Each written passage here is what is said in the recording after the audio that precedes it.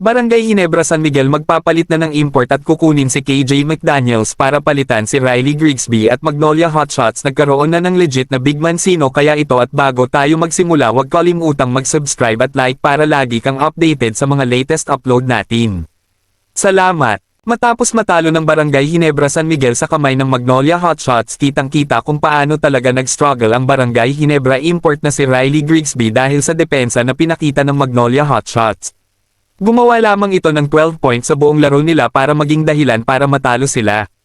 Kaya ngayon ay nag-iisip ang Barangay Ginebra San Miguel na palitan na si Riley Grigsby bilang import nila dahil hindi nagiging fit ang laruan ni Riley Grigsby para sa kanilang team, kaya usap-usapan ngayon ang pagkuha ng Barangay Ginebra San Miguel sa former PBA import din na si KJ McDaniels bilang kapalit na import nito sa ongoing PBA Governors Cup. Kung totoo man napapalitan na ni KJ McDaniels si Riley Grigsby bilang import ng Barangay Ginebra San Miguel, ay tingin natin na magiging maganda ito para sa Barangay Ginebra San Miguel dahil sa nakikita natin ay limitado lang talaga ang galaw ni Riley Grigsby at kayang-kaya kaagad ik-ek ng mga kalaban, samantalang si KJ McDaniels naman ay legit na all-around player talaga ang laruan na alam naman natin na makakatulong talaga sa kanila habang inaantay nila ang pagbabalik ni Justin Brownlee.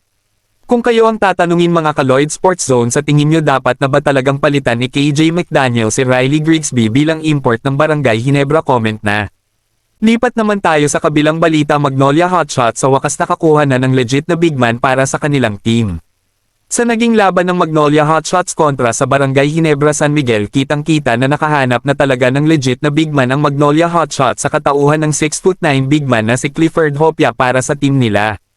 Kitang-kita sa loob ng court kung gaano talaga kalaking tulong ang nagagawa ni Clifford Hopia sa shaded area para sa Magnolia Hotshots para mahirapan umatake sa loob ng basket ang mga nakakalaban nito.